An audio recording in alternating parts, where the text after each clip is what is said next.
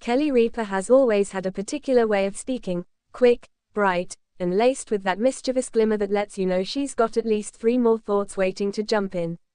But on this quiet afternoon, sitting barefoot in her living room with a mug of peppermint tea, she gives herself permission to slow down. And when Kelly Ripa slows down, she gets honest. "It's funny," she says, curling one leg under the other, "people think I sort of burst into the world already being, well, me. Like I walked onto live, fully formed, in heels, talking at warp speed. But before all that, I was just a girl who really, really wanted to make rent." She laughs, one of those Kelly Ripa laughs that starts small and then blossoms into a full-bodied sparkle. The truth, though, is far less glamorous.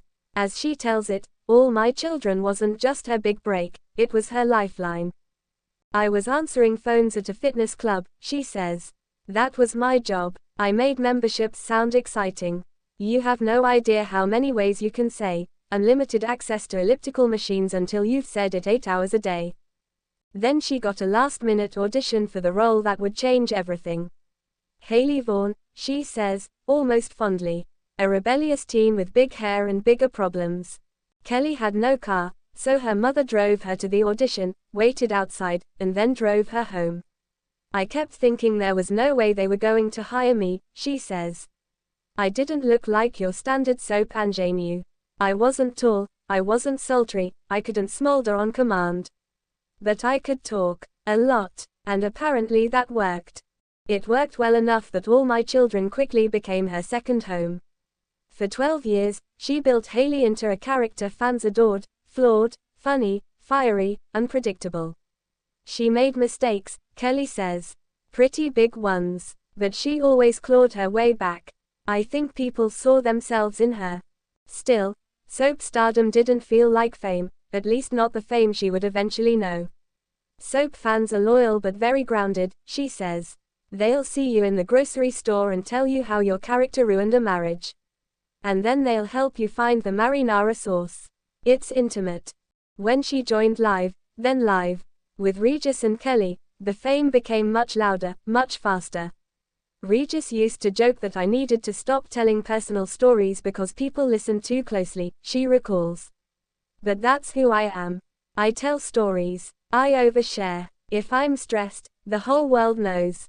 But even as she found her footing on daytime TV, she discovered something else, the invisible infrastructure of being the woman on the show. "People think I've had this easy, lucky career," she says, raising an eyebrow.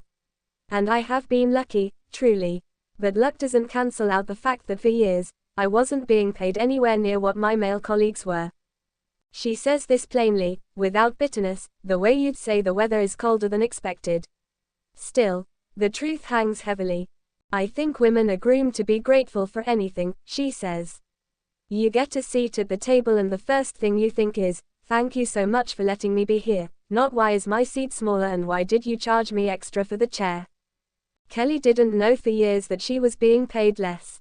It's one of those stories women tell each other only after they've survived the moment and lived to joke about it.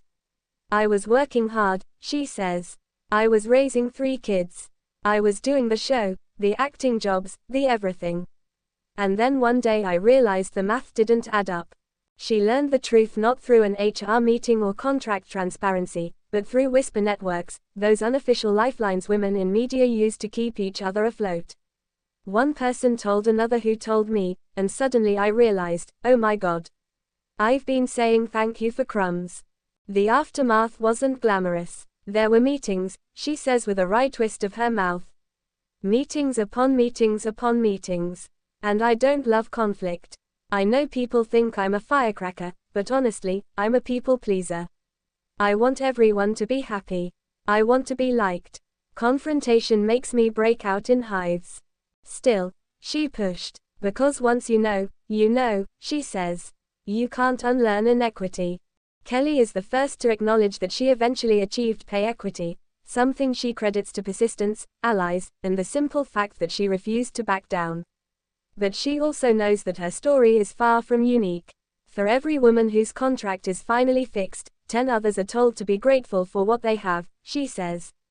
Gratitude is wonderful. Gratitude is necessary. But gratitude shouldn't be weaponized. She leans back, letting the weight of her words settle. Then, in true Kelly fashion, she lightens the moment with humor. And look, she says, if you're going to underpay me, at least give me better snacks in the dressing room. I mean, really.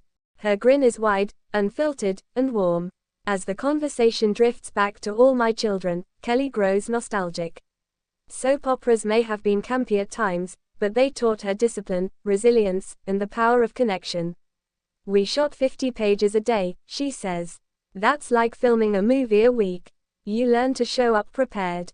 You learn to memorize. You learn to listen. And you learn to improvise when the teleprompter breaks and the script pages go missing.